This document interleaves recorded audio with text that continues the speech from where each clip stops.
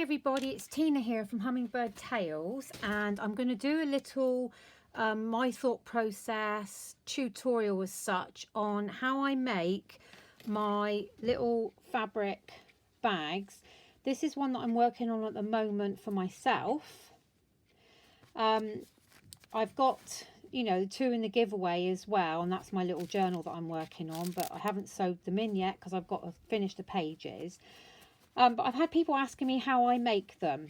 So that's one that I've been working on. This next one is another one I made myself using lots of blues.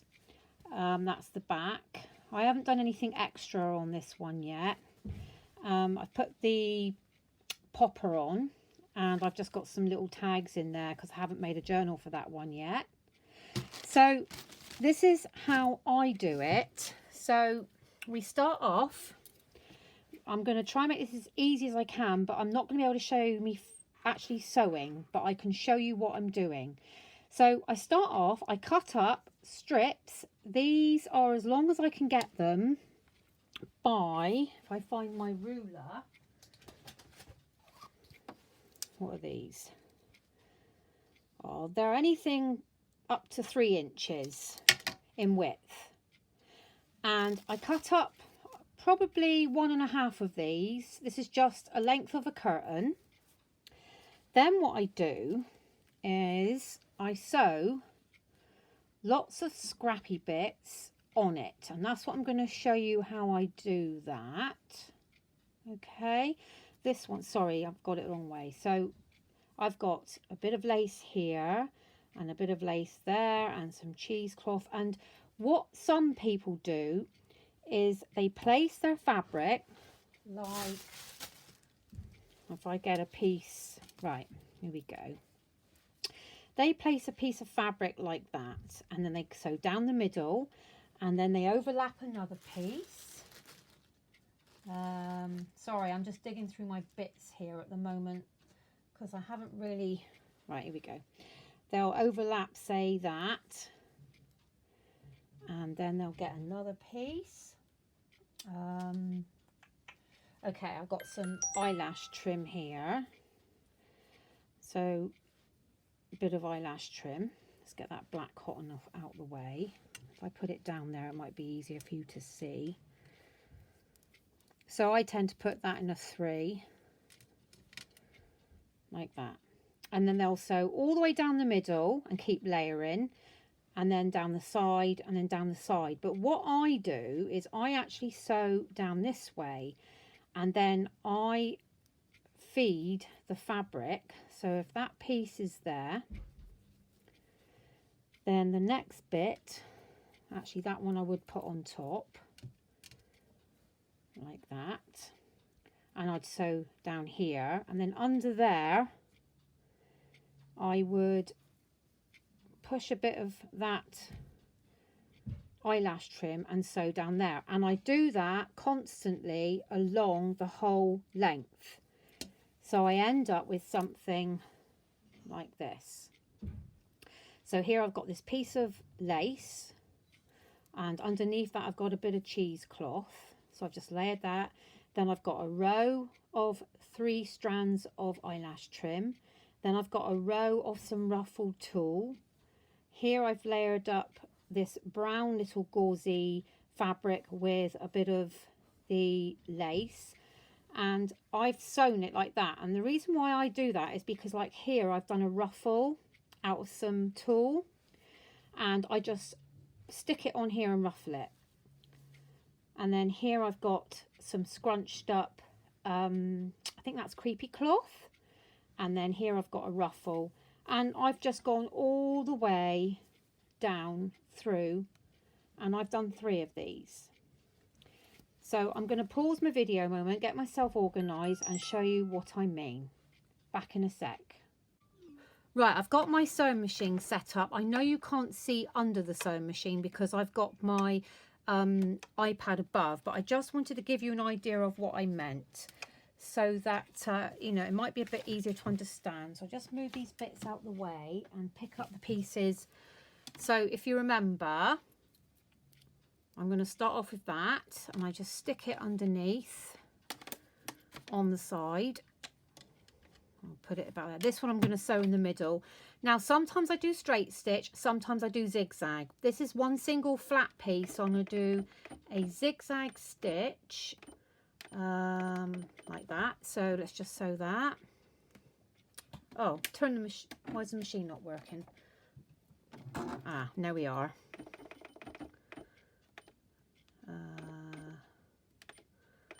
Right, so just zigzag that on and take it out. Again, I don't know what you can and can't really see. Okay, now this piece I'm going to sew, but I'm going to overlap it. I'm actually going to cover that piece of stitch like that and sew that down. Try and keep it straight. I don't bother doing back stitch. Just cut that there. So I've got that. Okay. Now, if you remembered, I said that I fold this into 3, and I'm going to stick that. See, it's on a bit of a diagonal, but it really doesn't matter.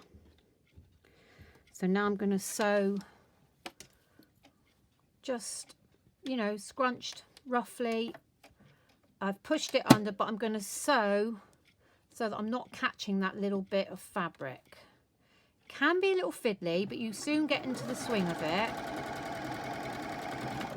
Now, some of that's caught under my foot. It doesn't matter because this is just the first row. Right, let's pull that out. So we've got a bit gathered there, like that.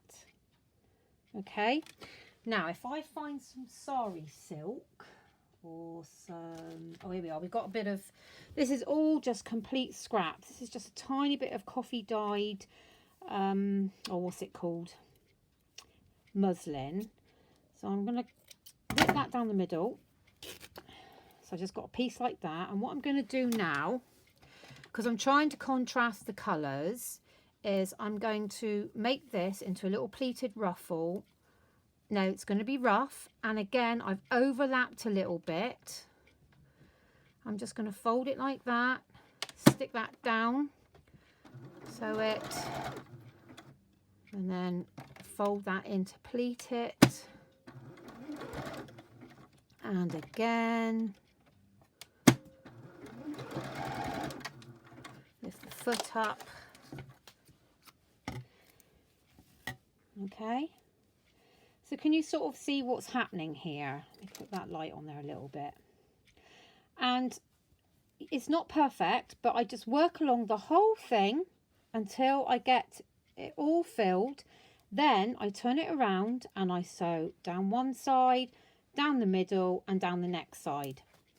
And then you end up with something like this. Now, what I do tend to do is sometimes I go back over, like I've done here, and I'll layer something else on top. So I've got the tulle underneath, and then I found this bit of lace and I just stuck that on top. I don't go mad with it because this is just a foundation layer. See, look, you can see I haven't sewn these down completely flat. Oh, I beg your pardon, these haven't been sewn down yet. Let me see if I've got one that has. This one has. Right, here we go. So can you see I've got stitching down here, and stitching down there. And I've just gone all the way down to the bottom and all the way back. And it just fastens your fabric in place. So that's basically the foundation of a snippet roll. And, you know, you can do that if you want to make it into an actual snippet roll. But what I do is I make several of these, and then that's how I get on with my little book. So I'll pause the video and get on to the next stage. Okay, so the next thing I do is I make a template. Now, this is not as, you know, hard as it might seem. All I've done is got an ordinary envelope, which was about that size, and opened it up. There it is there. I coffee dyed it, and I've glued it onto a piece of card and cut it out. So this is a template. Now, the mini journal that I'm making this one for is 3.5 by 5 inches. So this journal is actually a bit long for it. If I fold it up, you can see what I mean. It's not going to fit very well. So what I do is I put the journal on the back, and then I folded this in until it fit the journal like that, just so I've got a basic template. And now what I'm going to do is I'm going to put this onto a white piece of fabric and cut it out. Right, so I'm back again. So what I've got here is just an old piece of white sheet, and I'm basically going to draw around the template and cut it out. Okay, so that's drawn around. Now it is very roughly done, but it doesn't matter because the fabric snippet is going to cover up any imperfections. So I'll now cut that out. Okay, so I've drawn around the template like that. And as you can see, when you turn it over and fold it in, I'm not worried about lines on the fabric because that will all be covered. But that is the basic shape now for the bag. So now what I do is I've got to remember, right, that's the outside because I've drawn around it. And what I do now is I get my snippet roll and I layer. Sometimes I go on that diagonal, sometimes I go straight, but I'm actually going to do it that way. Excuse me. So I am going to, let me think. That's the point up there of the envelope that's going to come down like that. So I'm going to do it this way. So I've got it feeding across the body of the journal. So I'm just going to layer it like that, and all I do is just trim it down, make sure I don't cut the point off, and decide and sort of, let's have a look here, let's get this one. I want these ruffly bits in it, but what I don't want is like white. I'm trying to make it so it mismatches. That's still quite a lot of white. Let's have a look up here. That's got a couple ruffle bits there. All right, and I'm going to cut that.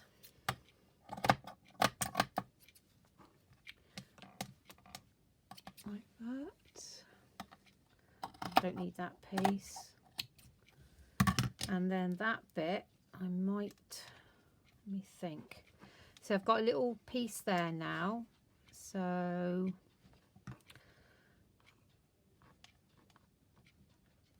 nope.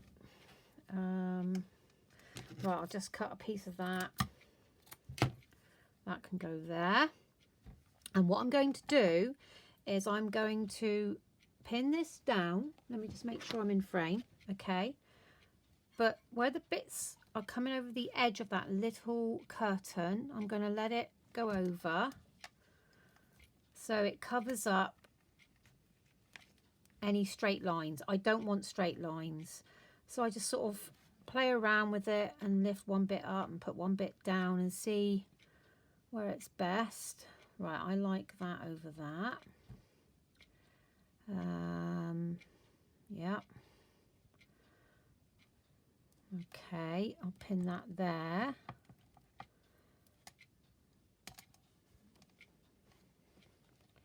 It doesn't matter if there's any gaps because I can fill those in a little while. So I'll pin that there.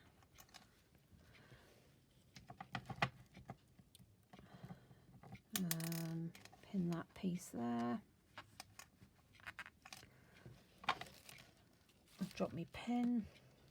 All right, leave that one go. And that one there. Okay.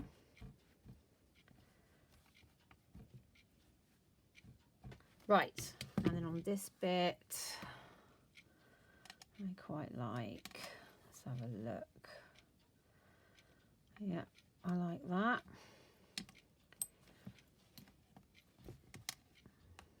So you're basically making one piece of fabric with those snippets, and this is how I've done journal covers in the past as well. A long time ago I made journals for Ali Commons and Karen O'Reilly, and they were winter journals, and the covers were done like this. What's that bit going to? That way.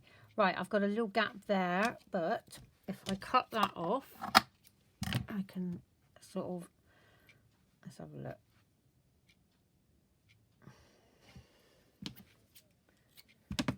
Just snip that down a bit. I'll just stick that piece there.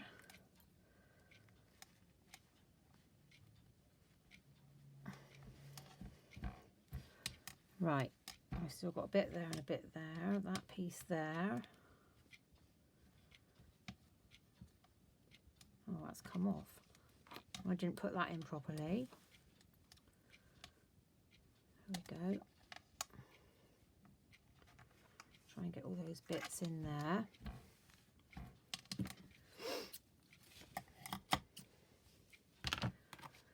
And excuse me. And let's have a look. I quite like that bit there, so I'm gonna cut that. It doesn't matter if it doesn't fit properly. I'll just slip it under there a bit and pin that. Okay, now what I will do is I will pin all of that down. And if I turn it over, you can see where that's all meeting on the envelope. Okay, so pin that down, the whole thing. Back in a sec. Okay, so I've pinned it completely down. If I turn it over again, you will see that there's pins everywhere now. And I think it's important to just say, if your pins are puckering, like that one's puckering it a little bit, just loosen it off, because what you don't want is it to be gathered up so tight that you won't be able to, no, what's that pin doing there? It's going to affect the size of your bag. I'll just stick that there. It's a bit of a nuisance piece, that is. Right, so I'm going to sew that on the machine. Now what I'm going to do is I'm just going to sew up and down on the machine. I'll get my machine set up and sort of show you what I mean. Okay, so my sewing machine is set up. So what I'm going to do is, I know you can't see completely under, but I am just going to sew up and down and around, and just obviously avoiding the pins, get as much of this fixed down as I can. I'm just going to use a straight stitch for a minute, but you might decide to use a oh my goodness me, zigzag stitch. Is entirely up to you. So let's make sure this is all working, and it would help if I put the foot down. Okay, so I'm just going to sew, flattening as I go. It doesn't matter how or where or why, and if some of the pins fall off, it doesn't matter. Like I said, if there's any gaps, it doesn't matter. Now that's got cut on my foot, so I'll just take that out. It's just to fasten this down for a minute. Right, see, it's a bit of a hit and miss. Right, I'll pull that out. So I've gone across there. Now I'm going to go across here, fasten that down. This is all I do, because what I'm trying to do is make one big piece of fabric from the little snippets I've made. Now, if it's pulling a bit, I'll just pull it back out. Right, I'll go down this way.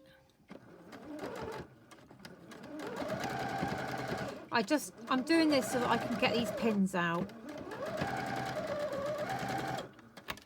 as well, because I don't want to keep stabbing myself. So let's have a look.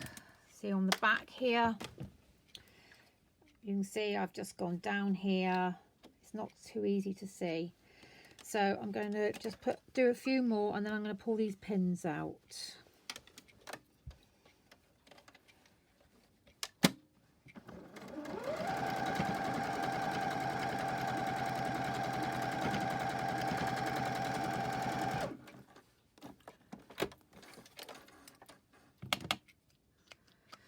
And that way.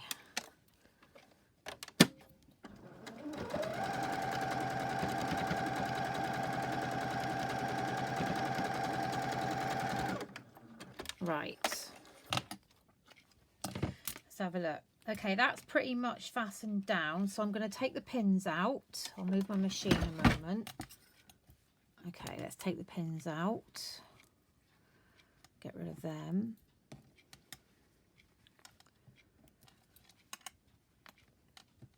You could always hand tack it down if you prefer. Now, I think that one's just hanging on by a tiny bit there, so I'm actually going to leave. Let me have a look on the back. Right, if you see here, I've sewn this down. It's fine, just snip it and let it go. Pull that back, and I've done it here as well. Okay. I might have taken the pins out a bit early, but I can't stand sewing around pins. It just, you know, I end up running on the machine over them and then getting it all clogged up, and also I'll leave that piece for a minute. So all the ones in the middle have now been taken out. So what I'm going to do now is I'm going to continue to just sew a few more times, maybe down there, maybe down there, and then what I'm going to do is I'm going to make sure that after I've got all these gaps covered, I'm going to sew around the edge with a zigzag stitch. I'll do that and then I'll come back. Okay, so what I've done, if you can see, is I've sewn around the edge. I've done a zigzag stitch. I'm probably going to go around again in a minute with a smaller zigzag stitch because I didn't realise how wide that was. But now what I'm going to do is I'm going to cut the excess off and just have the fabric connected to my pattern. Okay, so I'll just do that. And so this is what we're left with. Now I will have a close look over this to make sure there aren't any gaps, and if I feel like that I want to add a little something here or maybe a little something there, then I'll just pick up a couple of me little scraps like that one, for example, and I'll just zoom on the machine to attach that. None of these little bits are going to be wasted because I end up just sticking them all together again when I make my next snippet roll, however I do that, so that I can reuse them, and I'll probably make little tags for them for the bags. So this is your basic bag. So if I just show you it folded up, it's not going to be perfect because, you know, it is a bit of a shabby bag, but that is basically what I do. So then here I will hand stitch up here and hand stitch up here, bearing in mind that I'd make sure that my little journal would fit into the bag as well just before I sew it, and then just put some extra decoration on. What I might do is, like on the bags that I made for the challenge, is I might make a ruffle and sew one of them on there, or on others I've put some little bits of lace down here. Some of them I put these little, I got little embroidered like applique flowers, and I might stick some of those on, so put the white on where the brown is like that, for example, and then sew some hand beads on them. It's entirely up to you, but that is how I get from that. That's how I get to there.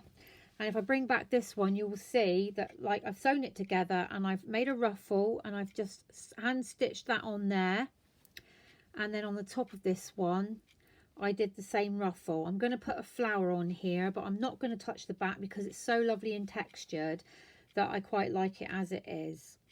So I hope that helps. If you've any questions, just ask, and you know, I'm happy to answer, happy to help. This is based on the pattern made from the envelope, as I said, but sometimes, like for the blue one I previously showed you, which is here it is, this one, I actually made a pattern so that it had a rounded semicircular top, and instead of the, like, sorry, I'm trying to explain, instead of the triangle folds and that piece like on an envelope, it's got that kind of shape. So that's how I made that one. So you can see that shape. And again with that, I did it exactly the same way. Once the fabric had been cut out, you know, after sewing all your fabric on, sewing around the edge, cut out your pattern, then I just sewed up there and up there. So there we go. So I hope that helps. Good luck, everybody. And like I said, if you've got any more questions, I'm happy to help. I shall be back soon with another video. Bye for now. Bye.